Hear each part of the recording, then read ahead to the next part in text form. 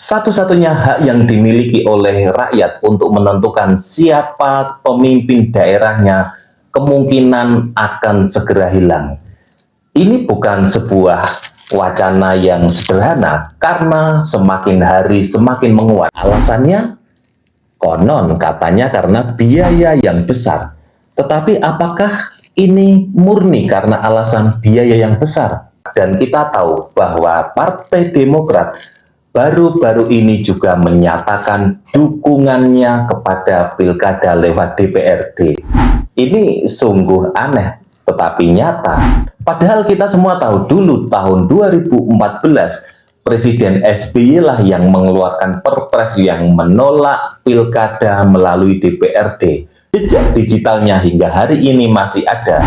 Bahkan pada waktu itu beliau dengan tegas menyatakan pilkada langsung adalah harga mati. Tetapi kenapa hari ini setelah 12 tahun kemudian ternyata Partai Demokrat berubah haluan? Tetapi ada satu partai yang begitu konsisten dari dulu sampai sekarang untuk tetap mempertahankan pilkada langsung. Partai ini bahkan paling sering menerima hinaan, paling sering menerima bulian, tetapi ia tetap kokoh pada prinsip dan berada di garis terdepan bersama rakyat untuk tetap mempertahankan pilkada langsung. Dialah PDI Perjuangan. Dan tidak bisa dipungkiri, wacana untuk merubah sistem pilkada dari pemilihan langsung menjadi pemilihan lewat DPRD adalah salah satu cara untuk menggebiri Partai Demokrasi Indonesia Perjuangan. Karena kita semua tahu, begitu banyak kader Partai Banteng yang berprestasi dan mampu tampil dengan menonjol membawa daerahnya untuk berubah menjadi lebih baik. Dan ini yang ditakutkan oleh partai-partai yang lain. Kenapa bisa begitu? Mari kita bedah pada video kali ini. Maka jangan skip videonya, tonton sampai selesai. Mari kita mulai.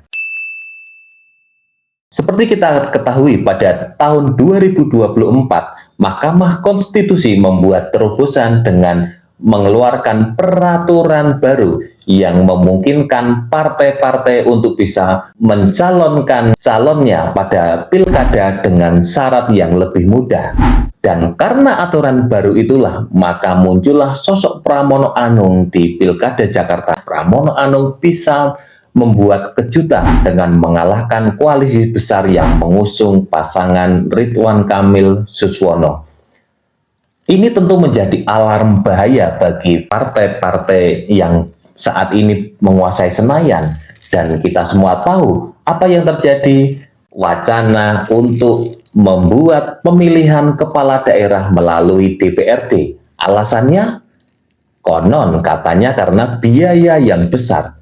Tetapi apakah ini murni karena alasan biaya yang besar? Suka tidak suka, alasan tersebut terdengar masuk akal. Lalu apakah karena alasan biaya yang besar tersebut, kemudian ini akan dialihkan melalui DPRD? Padahal kita semua tahu, Ahok sendiri sudah menyampaikan bahwa sebenarnya tidak harus dirubah ke sistem melalui DPRD, tetapi perbaiki dulu caranya. Jangan karena sistem yang sekarang terlihat boros, banyak money politik, kemudian biayanya juga luar biasa besar, seolah-olah ini sistem yang salah, kemudian kembali ke masa lalu.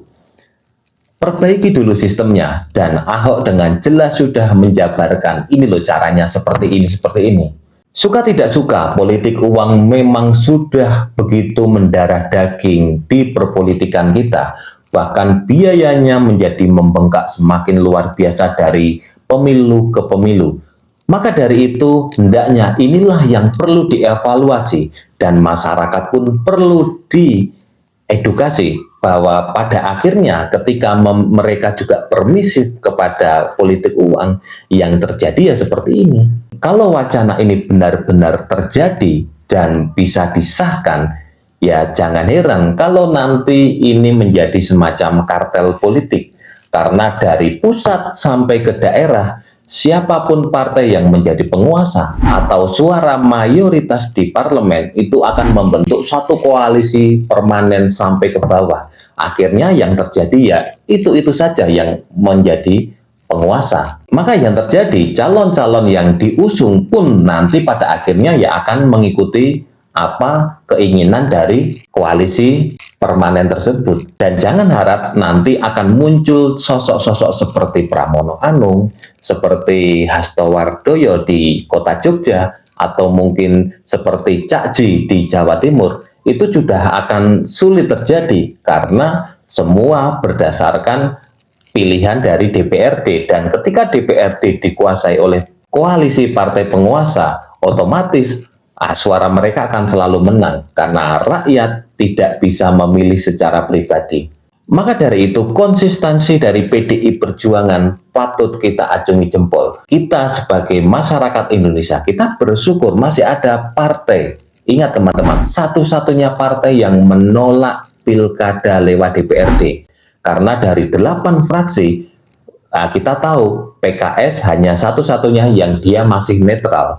Netral bukan berarti tidak setuju, tetapi PDI Perjuangan tegas menolak, tidak setuju dengan pilkada lewat DPRD.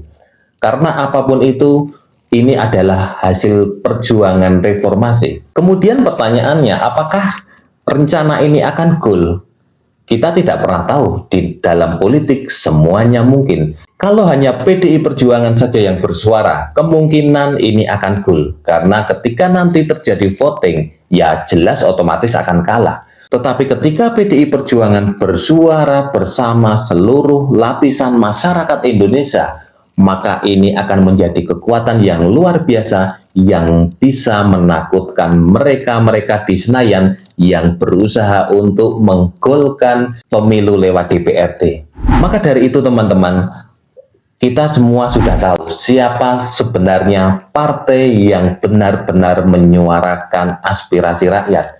Walaupun PDI Perjuangan selama ini selalu dihina, selalu dijelek-jelekan, bahkan serendah-rendahnya sebagai partai yang semualah sebutan yang jelek, tetapi faktanya sebagai partai politik, PDI Perjuanganlah yang paling lantang bersuara dan konsisten dari dulu sampai sekarang untuk mendukung pilkada langsung.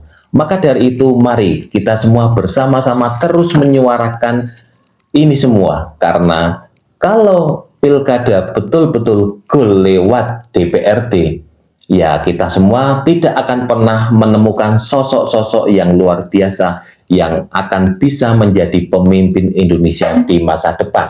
Karena semuanya sudah terkonsolidasi oleh kekuatan besar, koalisi besar, dan partai-partai yang berada di lingkaran koalisi pemerintah. Sekian video kali ini, terima kasih sudah menonton Nesia Insight. Mari kita kawal bersama, jangan sampai wacana pemilu lewat DPRD bisa disahkan di DPR. Dan kita semua harus bergotong royong bersama PDI Perjuangan untuk menyuarakan itu semua.